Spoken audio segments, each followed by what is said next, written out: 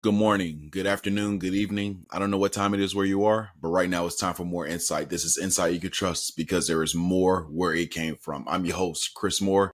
Make sure you hit that subscribe button. Make sure you hit that like button. Make sure you hit that comments because we're trying to grow a community here.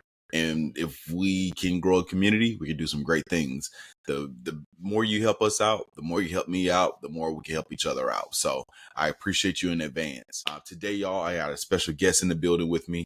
He is somebody who's been proving himself for years that golf is not just about country clubs and khakis. He's from East St. Louis, a place where chasing the tour and chasing survival can collide real quick. He took his swing from the APGA Tour to national TV on shows like Big Break, Holy Moly, and he stacked up over 20 professional wins along the way. I think I did my research here. No, But that's he didn't good. stop there.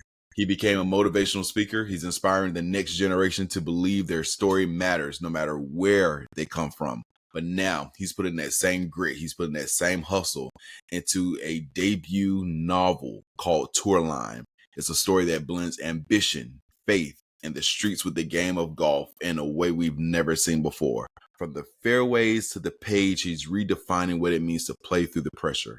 Please welcome Christian Heavens. Welcome. How My you man, doing? dog. Hey, I couldn't did better myself. I need to write that down. Put that on the back of the book blurb.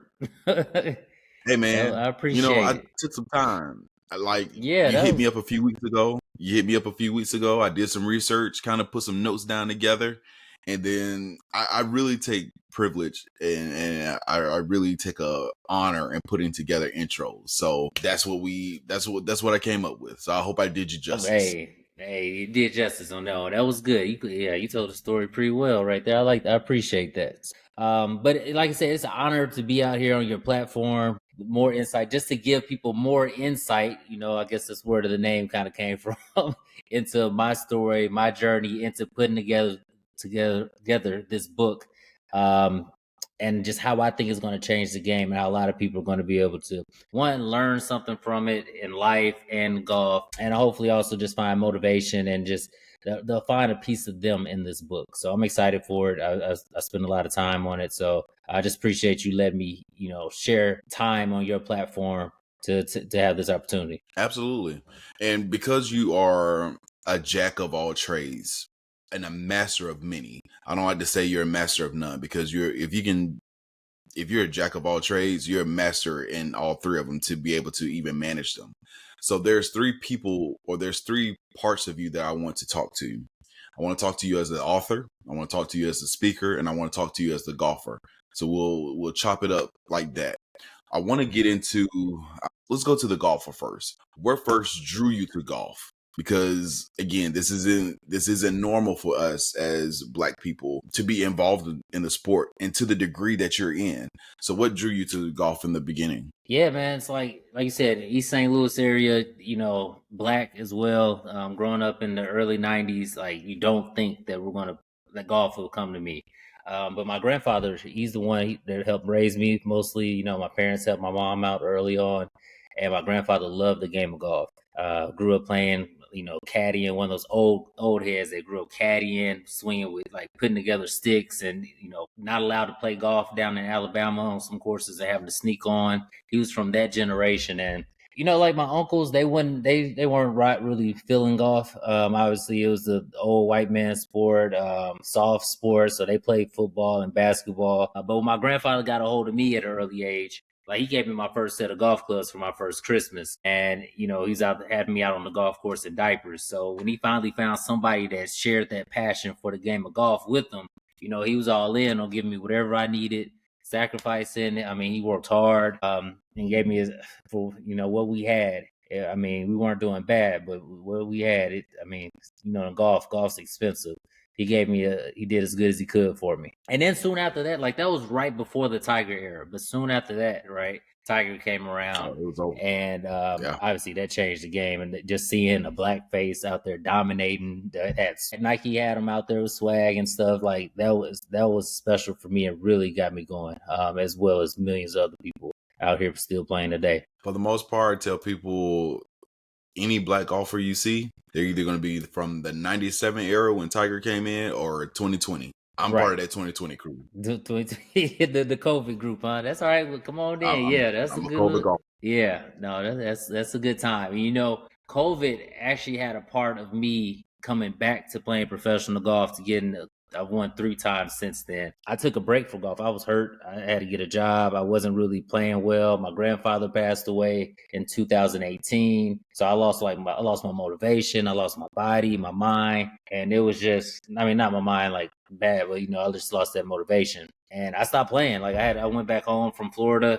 Went down. I was teaching at Top Golf in St. Louis. I was coaching at a college, McKendree College, and COVID hit, right? And they gave me time. And COVID was, I don't got to find the right word to say, but it was an opportunity. COVID gave me an opportunity. I guess there's a silver lining to just get back into the game of golf. Like that was a place where Illinois was shut down. I don't know where you are, but Illinois was shut down. And the golf course kept the course maintained, but they were just like, it was closed, but they were like, Christian, you can go out there whenever, like nobody's gonna be out there to stop you. And I would just be out there all day playing golf with nobody within 600 yards of me, no mask, just chilling, right? And falling back in love with the game. And I found out during COVID that, man, I still got game. I was like, dang, my back don't hurt when I swing no more. That COVID got me back into professional golf. I was like, man, I think I'm ready to go play again. And then I moved out to Phoenix and just started grinding again, trying to get back at it. Let me ask you this. You found yourself facing adversity. What were some of the things that you did to push past that adversity? Because you went from playing, being happy with it, to, of course, unfortunately, your grandfather passing away, you're facing injuries. Other than COVID giving you that peace and giving you a new perspective, what were some other things that helped you get past that? Yeah, like in golf, man, you're gonna face so many different types of adversities anyway. Like I was been built for it. You lose way more than you win. Things aren't gonna go the way that you want, way more than they go the way that you want them to go. Things that helped me was just staying consistent and seeing the bigger picture, seeing the goal, right? Just knowing such as if a golfer works on a swing change, right? You go into that knowing that I'm going to commit to this. It's going to work out in the future. It may take a year, it may take 2 years, but if I commit to this, I may shoot some bad scores. I'm going to get in. Then I'll start playing good. I'm going to get in the heat. Going to get in the competition, and I'm going to go back to some old habits in that pressure moment. And I'm going to fail, but I'm going to stick to these changes. I'm going to keep doing these drills, and you just keep staying consistent and committed to the goal, and just trust that in a year or two or whenever you set that timeline with your coach, that it's going to pay off. And that's what I've always done with golf. So I'm committed to it, and I figured, even if not making it on the PGA Tour, I just was committed to the fact that this is what I need to do, and wherever it's going to, wherever I'm supposed to be, this golf game is going to lead me to it. And whatever I'm going through at that moment, whether it's hard times, it's the trials and tribulations, like these are lessons that's going to help me get to where, and they need to happen to help me get to where I need to be. So I've had to develop my optimistic mind. I've had to develop consistency, discipline, a routine to get me through those moments where I didn't feel like getting up in the morning. I didn't feel like going to the gym. And that's kind of where discipline picks you up there. And you just trust it. You just got to stay committed to it. So let me ask you this. At what point did you turn from a golfer into essentially also a keynote speaker? What was the turning point that made you become a speaker? That was honestly just a part of my DNA. Like you see the name Christian Heavens, like I grew up in the church, right? Um, Same. yeah, St. Paul Baptist Church, 1500 Pine, East St. Louis, Illinois. My mom had me doing all the Easter speeches. She had me doing announcements. She had me doing meditations. So she's always had me like on me speaking in front of people. And along the way, Mm-hmm. I've just always loved doing that. In college, that's how I got my college scholarship, was speaking in front of a group of people for the First Tee program. I did that along the way, advocating for the First Tee, advocating for my college. And then when I turned pro, even with the APGA Tour, I advocated for the APGA Tour, talking to kids, getting them into the game of golf, doing junior golf clinics along the way. So it was always a thing that I've just done. And this time I tried to, I guess now recently I've made it more official and made it in a more of an official revenue stream. So, it's going good. I hate to say it's not really a job. It's just something I've always done. I just made it more of an official it made more of an effort to it, right? To learn the craft of speaking. That's Man, been it's one definitely thing a too. craft. Yeah, exactly. I've been doing Toastmasters and just learning the different things, especially since I'm making it a business and charging people, right? To certain people, but Yeah. I want to be professional about it. So that's really the only thing that's changed now. But I've always along the way been advocating, especially talking to kids on junior golf clinics, motivating them to play golf. But the main thing that I do when I talk to kids is what I'm doing is I'm chasing my passion, and it's unique. It's different. It doesn't look like anything you would see in my environment, but that's what I want them to do. Just chase your passion, whether it's drawing, whether it's music, whether it's architecture. Like chase your passion, and this is how you go about it. But I do add this: golf will enhance whatever that is. So that's what I try to teach them. Just say, chase your passion, but try golf. Just try golf, and I promise you, somewhere down the line, this game of golf is going to benefit your career choice and whatever career and path you go in. I'm going to take that.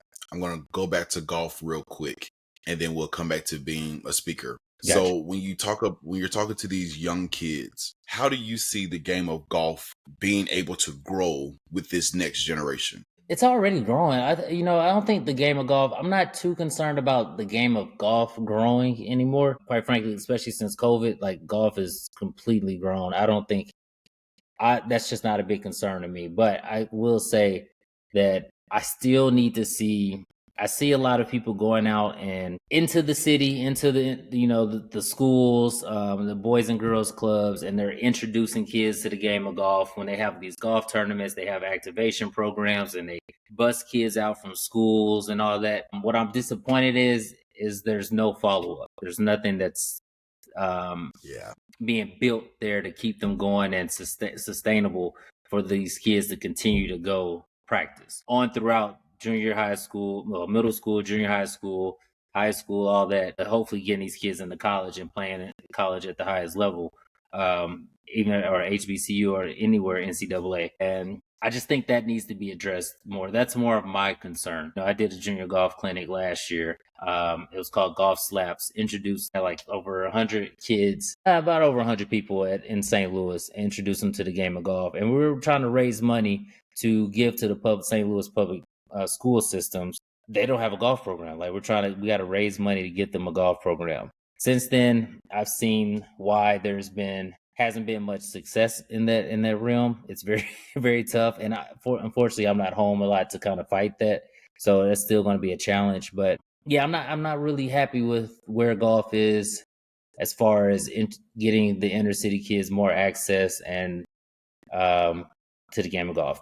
Some of it's happening here and there, but it's kind of fake in some parts and kind of smoke and mirrors, and it could be better for sure. Absolutely. I've always been told that when pitchers were being developed back in the old days, the thing that made the pitchers develop was exposure. So you needed light. And I feel like that's the one thing that's missing in the inner cities or in our communities is that we don't have the exposure to golf. I'm from Atlanta, Georgia. Grew up on Campbellton Road. There's two golf courses within 15 minutes of me. There's a golf course right next to my elementary school. I've gone past that elementary school so many times throughout kindergarten and fifth grade, but never once did I have anybody to say, hey, that's a golf course. Or I never knew anybody that said, let's go try golf. So I'm right there with you that the exposure needs to be there, but then the follow up needs to be there as well, because you can't, let's bring it to church. It's like having a revival. And then after the revival, you just go back to doing what you did before. You're not Right. keeping Yeah. up with what you started. So Right. Absolutely. I'm glad that you said that. And I hope that there are more programs that are established like a First Tee who could do that work, because it's a grind. Yeah. It's definitely a grind. Yeah. It's nothing that just, happens in a couple of weeks. You got to be consistent. Yeah, yeah. Um, And what it takes too is the grassroots programs. I appreciate the first tee what I've come through, but I've seen more success in my neighborhoods from the grassroots programs such as Midnight Golf in Detroit, U Golf in St. Louis, where my boy Jerome Harris runs it, and he's in the community. He goes into these schools. He loves these kids. These kids love him, and that's his job. But he's in the city with them, in these neighborhoods, in the streets with these kids. He goes and picks these kids up. Right, I talk about it in my book That's dope. as a story. Like Amber, she's one of the characters in the book, but she goes to say like they gave me a club, but like what I'm gonna do with the 9-iron and no ride?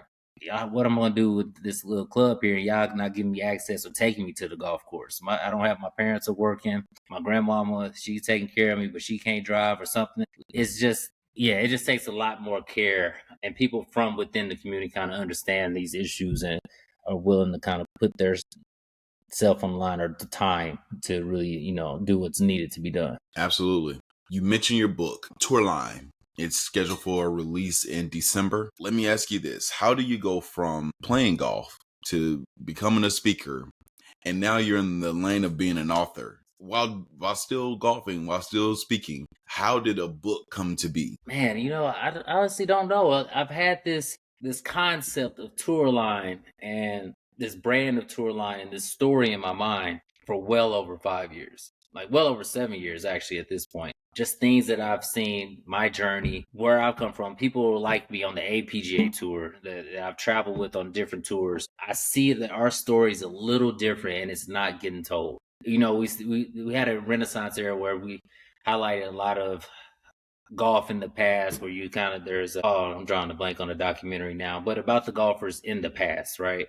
And I think this era here from like early 2000s, I think the black golf has been really, really good. We haven't had a lot of guys break through to the PGA Tour, but we have a story to tell. And I think this book highlights some of it and some of the thoughts that have come through my head. But, I wanted to be, when I first thought of this book, I thought, man, I see it as a movie still. I see it as a Netflix series. I see it as a TV show. And I don't know how to do that, right? Or a documentary. I don't know how to do that. So, one day I was just like, man, because it was just stuck in my head. I was like, dude, just get it out on paper. Just put it out on paper and just start writing stuff down. And about 5 years ago, I just started writing stuff down.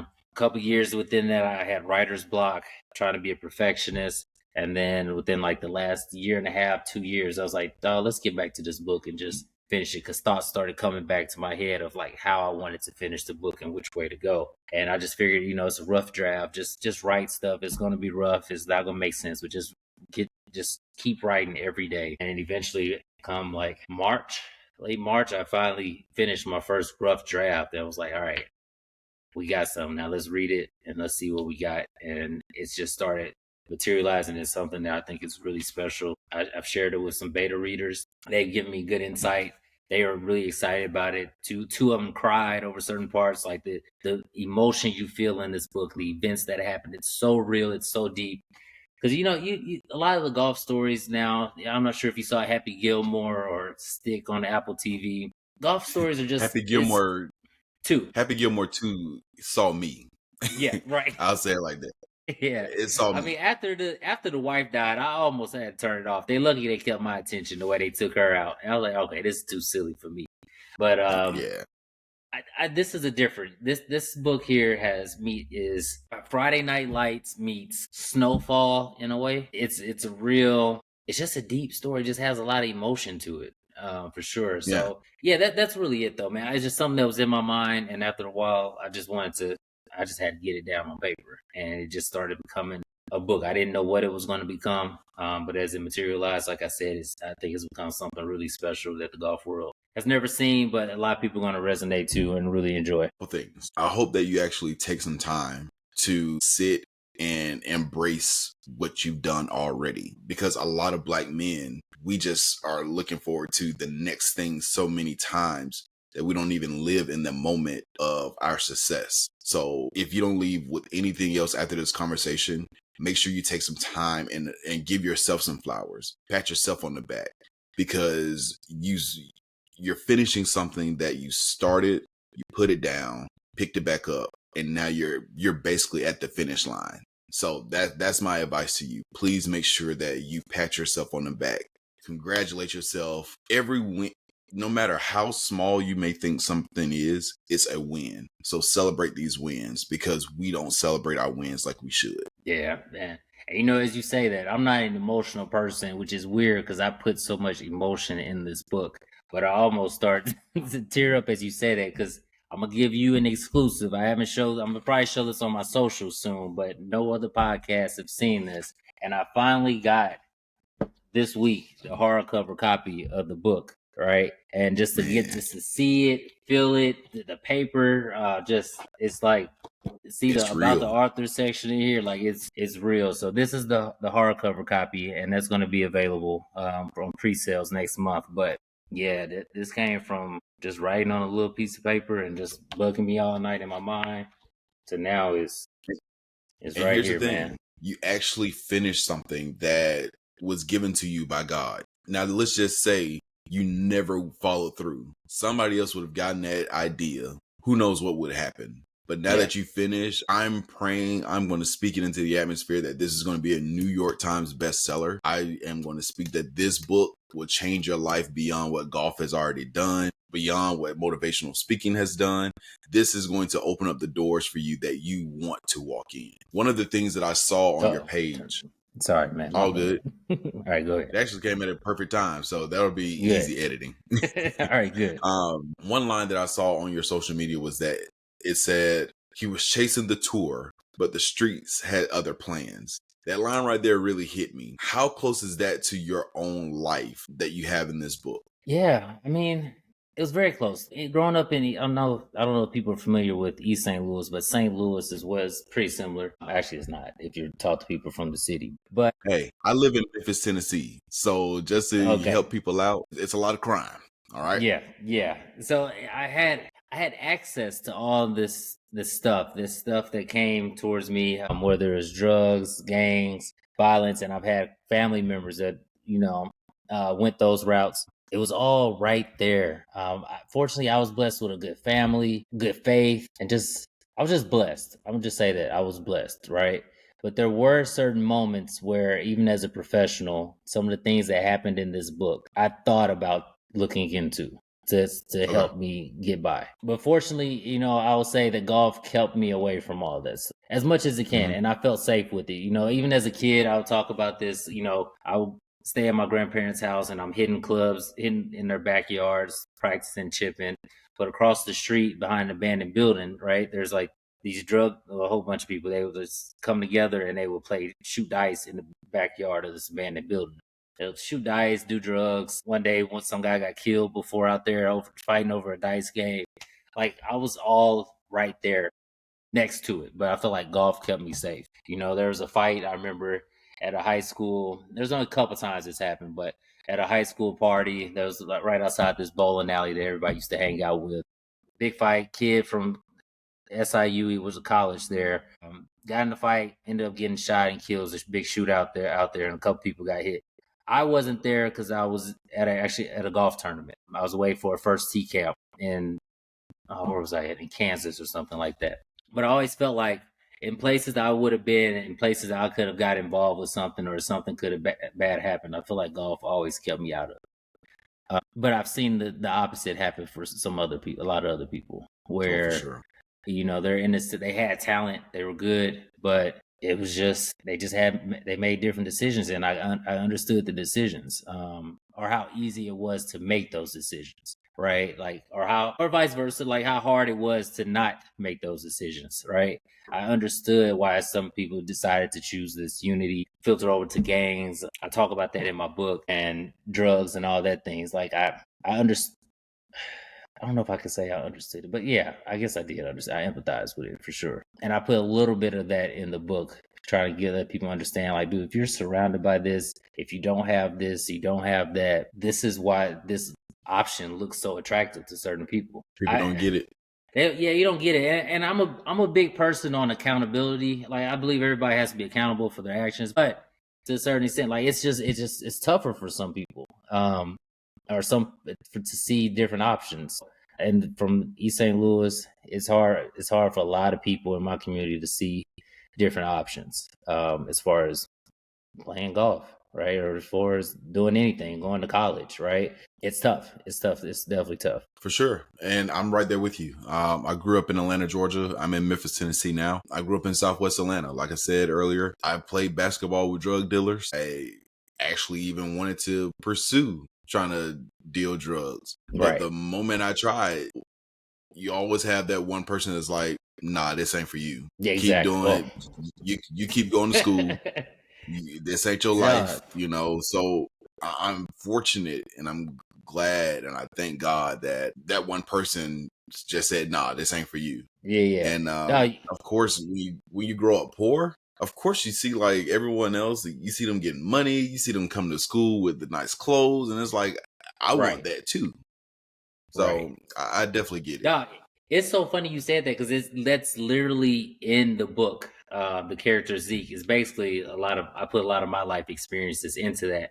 And whenever, I talk about it like in high school, especially because I kind of kept my skills of golf like away from people when I first got into high school. I didn't know how it would be received. But then as I got Right. more popular and people started seeing me in the newspaper, seeing me on TV, seeing me on the news, it would be like, man, nah, this ain't for you, Christian. Like, go ahead, do your little golf thing. You do get your little Tiger Woods on. You stay away from this. I talk about in the book, everybody when I first got to school, it was a big gang presence in our high school, and everybody would do these little handshakes. And I used to think them handshakes was the tightest thing ever. I used to always want to do the handshakes with them, and they was like, "Nah, you neutral. Don't even get involved with this. You can't, can't do." It. I was like, "Dang, man, I want to do that." Yeah.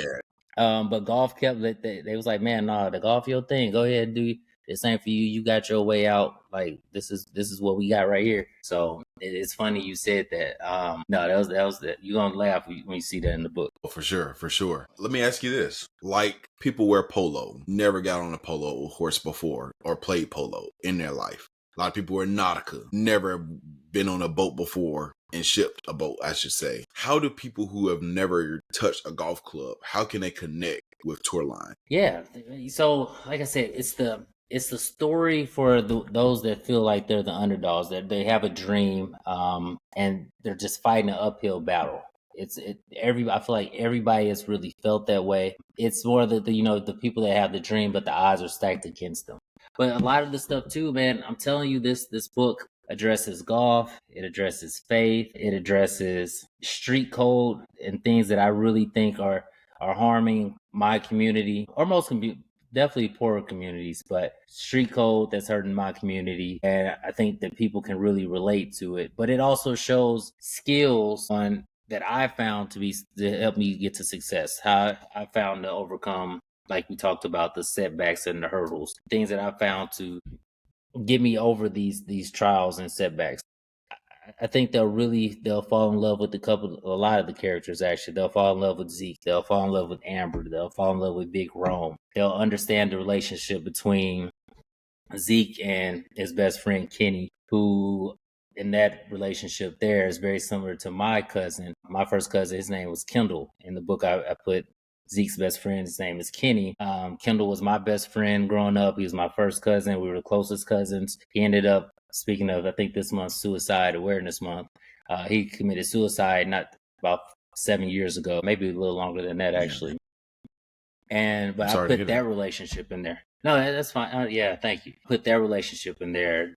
Zeke and Amber's relationship is a lot of my relationships put into one, like being with other women, just put into one, and how tough it is Yes, being sir. like a dream chaser and being a dream chaser and getting out there. So it's so many different relationships that outside of just Zeke's relationship with golf that people can connect to and understand and learn from. Man, that's amazing. That's dope. I'm not going to put too much pressure on you. Do you see this being one off for a book? Or do you see like, hey, maybe I can do this again. Maybe I can create another book. Maybe I can see this going down the road of Hollywood film and production. No pressure. Just want to No, see no. where you are with it. It's a very cinematic book. When you read the book, you're gonna see it. You're gonna see it as a movie. You're gonna read this as a movie, and you're gonna feel it as if you're just watching a movie and watching these scenes. Yeah, I think. Yeah, no, it's just a very cinematic. What was the first question? I just drew a blank because I was moving to the cinematic part. What was the first part of that? You good? Like, do you see this being? Do you see this being a one-off No, as I got far you. as writing a book? Yeah. Yep. So if I did it once, I'm Excuse me. definitely can do it again. As if I the best you. If you read, I just added a part to the book literally like 2 weeks ago or a week ago at the end of the book. And you see how I ended, it's definitely open. I leave it open for me to continue this. And I think I Smart. can. I talk to some people. Very I think I want to. I definitely leave it open. I don't know how long it's gonna take to get to that next part. I'm just gonna ride the success of this. Really want this to be a series, movie. I want everyone to be able to sit home, watch this, enjoy this story visually as well as after they read this. And so we'll see. We'll see for sure. But yeah, I definitely see I left room for growth. awesome. There you go, man. There you go. Leave them wanting more. Yeah. That's what they always told me. Leave them wanting more. Yep. I want to transition real quick. I call this 3 on 3. These are 3 questions. You give me your 3 answers. I listen and I do not judge. All right. All right. Sound like a setup. Nah. These are easy I'm just questions. Easy questions. You're a golfer. There's so many brands out there. Give me your top 3 brands as far as apparel that you like to wear. Okay, let me go. Let me just start with my boys out of just knowing them. Earl and Elijah Wan with Eastside Golf. I grew up with them playing junior golf. Love what they're doing. They're seeing their growth. I've seen where they come from the start. Love that. Sheesh. Trying to think what I wear a lot now. Nike, but they've been kind of in and out of golf space now. I don't know where they're going to stand, but just because of Oh, Tiger, that's my my. yeah. I used to love Nike, and actually, I had a relationship with Grayson for a while. So Grayson, they've always treated me well. They give me great quality clothes. I've just always stuck with them as true brands for whenever I'm playing in tournaments. My brand's more traditional, slash a little bit of sporty. I don't kind of rock the tennis shoes and stuff when I play. That's just never really fit my brand. It's just always been more clean cut. So Grayson always fit that pretty well with a little bit of an edge to it. So I'll go Eastside, Nike, and Grayson because Okay. I'm having a hard I time like thinking it. of I like small it. brands. Yeah. All good. All good. Give me your top 3 golf courses that you've played that you love that, you would love to play again. Okay, so I get this all the time. First one, I think the best design course that I've ever played is TPC Sawgrass. Okay. TPC Sawgrass with the history, the design, you got to hit so many different shots. I love seeing and hitting cuts and draws and trying to like a hole telling you got to hit this shot and you have to execute that shot. Love that course. Monterey Peninsula Country Club is right off the coast in Monterey, California. The most beautiful golf course I've ever been to in my life. Absolutely beautiful. Just for fun, I would just love to go back home to Grand Marais every now and then if it's in good shape. But it's a golf course, the public course I grew up on called Grand Marais in the city. I probably wouldn't know how to play that course anymore because it's probably the greens are probably running super slow. There's probably rough, but just to be back out there kicking it with my boys or you know, my grandfathers or and all his buddies went. That's a good time. I tell you, it's something about those public courses, man. Those public courses, sometimes they be terrible, but it's so much fun and so many stories from there. Yeah, exactly. The stories. I think that'd be it for sure. All right. There you have it, man. Definitely appreciate you jumping on with me. Definitely appreciate your time.